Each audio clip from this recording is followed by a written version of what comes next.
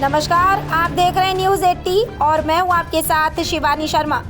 उत्तर प्रदेश की राजनीति, मौसम, किसान, अदालत और बड़ी प्रशासनिक खबरों के साथ हाजिर है आज की 15 फटाफट बड़ी खबरें। तो चलिए शुरू करते हैं आज का सुपरफास्ट बुलेटिन।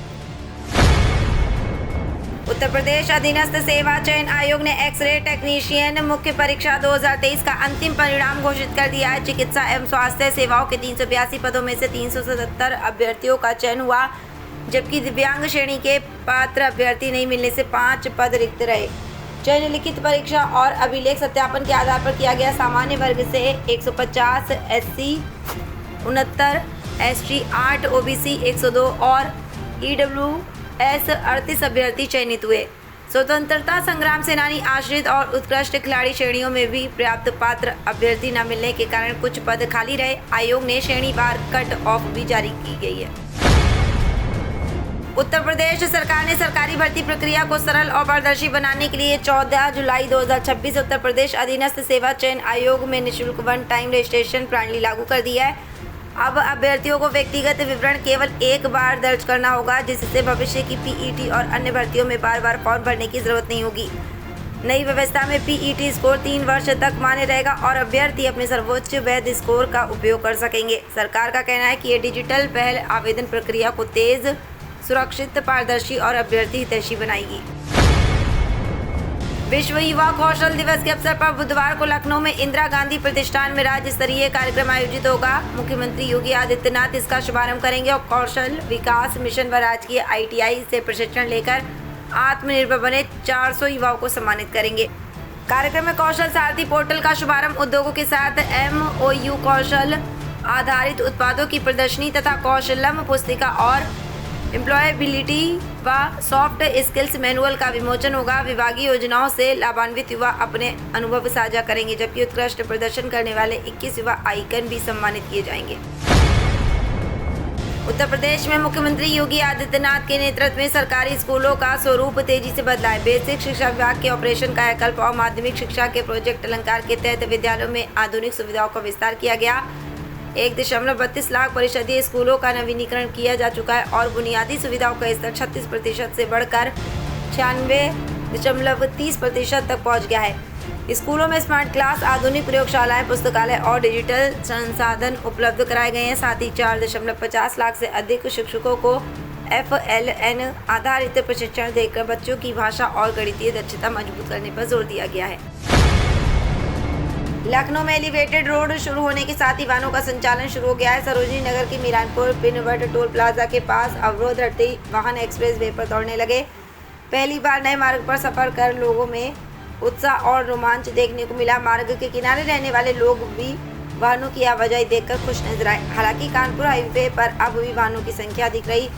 कई चालकों का कहना है कि एक्सप्रेस वे पर अपेक्षाकृत अधिक टोल और रास्ते में होटल जैसी सुविधाओं की कमी के कारण वे फिलहाल पुराने मार्ग को प्राथमिकता दे रहे हैं। उत्तर प्रदेश पुलिस भर्ती एवं पदोन्नति बोर्ड ने उप निरीक्षक नागरिक पुलिस एवं समकक्ष पदों की सीधी भर्ती 2025 का अंतिम परिणाम घोषित कर दिया है। 14 और 15 मार्च 2026 को आयोजित लिखित परीक्षा तथा आगे की चयन प्रक्रिया के आधार पर कुल 4,543 अभ्यर्थियों का अंतिम चयन हुआ है। बोर्ड ने पदवार और श्रेणीवार चयन सूची आधिकारिक वेबसाइट पर जारी कर दी है। यहाँ अभ्यर्थी अपना परिणाम देख सकते हैं। भर्ती बोर्ड ने चयनित अभ्यर्थियों को बधाई देते हुए बताया कि परीक्षा में शामिल सभी उम्मीदवारों के पर सामान्यीकृत अंक 22 जुलाई 2026 को वेबसाइट पर जारी किए जाएंगे।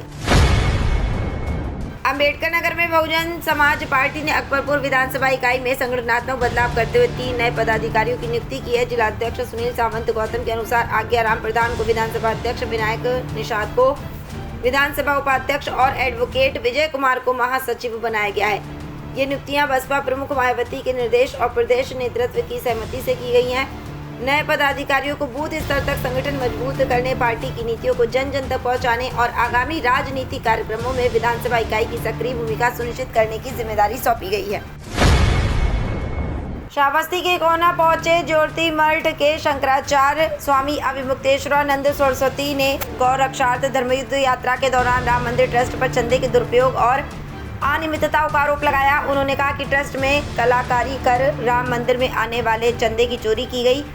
साथ ही सरकार की कार्यप्रणाली पर भी सवाल उठाए। शंकराचार्य ने गौ संरक्षण को भारतीय संस्कृति और सनातन परंपरा का महत्वपूर्ण हिस्सा बताते हुए लोगों से गौ सेवा के लिए आगे आने का आह्वान किया। उनके आगमन पर श्रद्धालुओं और विभिन्न संगठनों ने स्वागत किया। कार्यक्रम शांतिपूर्ण माहौल और कड़ी सुरक्षा व्यवस्था के बीच संपन्न हुआ। समाजवादी पार्टी के अध्यक्ष अखिलेश यादव ने पर्यावरणविद सोनम वांगचुक की बिगड़ती सेहत पर चिंता जताते हुए उनसे आमरण अनशन समाप्त करने की अपील की है। सोशल मीडिया मंच एक्स पर उन्होंने कहा कि वांगचुक का जीवन देश और दुनिया के लिए महत्वपूर्ण है तथा उनके योगदान की आवश्यकता समाज को है। इस दौरान अखिलेश यादव ने भाजपा सरकार पर निशाना साधते हुए उसे असंवेदनशील, अहंकारी और जन संभावनाओं की अनदेखी करने वाली सरकार बताया। उन्होंने कहा कि ऐसी सरकार से त्याग और बलिदान की कद्र की उम्मीद करना व्यर्थ है तथा वांगचुक से देश हित में अपना अनशन समाप्त करने का आग्रह किया। उत्तर प्रदेश के कैबिनेट मंत्री ओम प्रकाश राजभर ने समाजवादी पार्टी और अखिलेश यादव पर प्रदेश का माहौल बिगाड़ने का आरोप लगाया। उन्होंने कहा कि सपा कार्यकर्ता पुरानी कानून व्यवस्था की स्थिति लौटाना चाहते हैं, लेकिन अब उत्तर प्रदेश में कानून का राज है। बलिया दौरे का जिक्र करते हुए राजभर ने दावा किया कि कुछ लोगों ने सपा का झंडा लेकर हंगामा किया और व्यवस्था को चुनौती दी। उन्होंने सपा शासनकाल की कानून व्यवस्था पर भी सवाल उठाए और बदायूं, बुलंदशहर समेत पुरानी घटनाओं का हवाला देते हुए कहा कि उस समय अपराध और अराजकता का माहौल था।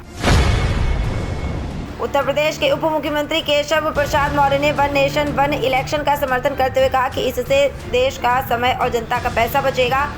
उन्होंने कहा कि बार बार चुनाव होने से विकास कार्य प्रभावित होते हैं और सरकारी मशीनरी लंबे समय तक चुनावी प्रक्रिया में व्यस्त रहती हैं। लखनऊ में मीडिया से बातचीत के दौरान उन्होंने इसे देशहित में जरूरी कदम बताया। मौर्य ने कहा कि चुनावों पर खर्च होने वाली राशि को विकास योजनाओं में लगाया जा सकता है। उन्होंने प्रधानमंत्री नरेंद्र मोदी के नेतृत्व में तैयार इस विजन का समर्थन करते हुए इसे भविष्य के लिए महत्वपूर्ण बताया। बरेली के ऑल इंडिया मुस्लिम जमात के राष्ट्रीय अध्यक्ष मौलाना शहाबुद्दीन रिजवी बरेलवी ने वक्फ बोर्डों की निष्पक्ष जांच की मांग को लेकर मुख्यमंत्री योगी आदित्यनाथ को पत्र लिखा है। उन्होंने सुन्नी और शिया वक्फ बोर्डों की संपत्तियों की जांच कराने की अपील करते हुए कहा कि यदि पूरी जांच हुई तो बड़े स्तर की अनियमितताएं सामने आ सकती हैं। मौलाना ने आरोप लगाया कि वक्फ की संपत्तियां गरीब मुसलमानों, मदरसों और मस्जिदों के हित के लिए होती हैं, लेकिन कई बार इनके इस्तेमाल में गड़बड़ी की शिकायतें सामने आती हैं। उन्होंने कहा कि जांच से वास्तविक स्थिति स्पष्ट होगी और जिम्मेदार लोगों पर कार्रवाई हो सकेगी। अयोध्या के श्री राम जन्मभूमि मंदिर में चढ़ावे को लेकर उठे विवाद के बीच श्री राम जन्मभूमि तीर्थ क्षेत्र ट्रस्ट श्रद्धालुओं की शिकायतों के समाधान के लिए नए विकल्पों पर विचार कर रहा है। सूत्रों के अनुसार कुछ श्रद्धालुओं ने भेंट की रसीद न मिलने और चढ़ाई की वस्तुओं की जानकारी नहीं मिलने की शिकायत की है। ट्रस्ट भेंट सामग्री लौटाने के विकल्प पर भी मंथन कर रहा है। हालांकि अभी कोई आधिकारिक निर्णय नहीं हुआ है। वहीं चढ़ावा चोरी मामले में गिरफ्तार 8 आरोपियों की न्यायिक हिरासत 14 दिन बढ़ा दी गई है। मामले की अगली सुनवाई 27 जुलाई को होगी। उत्तर प्रदेश विधानसभा चुनाव को लेकर राजनीतिक दलों ने तैयारियां तेज कर दी हैं। बीजेपी, समाजवादी पार्टी, बसपा और कांग्रेस उन सीटों पर विशेष रणनीति बना रही है जहां पिछली बार जीत हार का अंतर कम रहा था। 2022 के चुनाव में 91 सीटों पर मुकाबला 5000 वोटों से कम अंतर का था। ऐसे में पार्टियों को उम्मीद है कि थोड़े वोटों के बदलाव से परिणाम बदल सकते हैं। बीजेपी बूथ प्रबंधन और जनसंपर्क पर जोर दे रही है, जबकि सपा पीढ़ी रणनीति के जरिए करीबी सीटों पर बढ़त की तैयारी में है। बसपा और कांग्रेस की संगठन मजबूत कर वापसी की कोशिश में जुटी है। और उत्तर प्रदेश में 15 जुलाई 2026 को मानसून की गतिविधियां कमजोर रहने के बावजूद मौसम में बदलाव देखने को मिल सकता है। पश्चिमी यूपी के मेरठ, गाजियाबाद, नोएडा, बुलंदशहर और सहारनपुर समेत कई जिलों में बादल छाए रहने और कुछ स्थानों पर हल्की बारिश या गरज चमक के साथ बौछारों की संभावना है। मौसम विभाग के अनुसार राज्य में अगले कुछ दिनों तक बारिश की गतिविधियां सीमित रह सकती हैं, जिससे उमस बढ़ सकती है। तापमान में हल्की बढ़ोतरी के साथ लोगों को गर्मी और नमी का सामना करना पड़ सकता है। तो ये थी आज की 15 फटाफट खबरें। अगर आपको वीडियो पसंद आया तो वीडियो को लाइक, शेयर व कमेंट जरूर करें। धन्यवाद।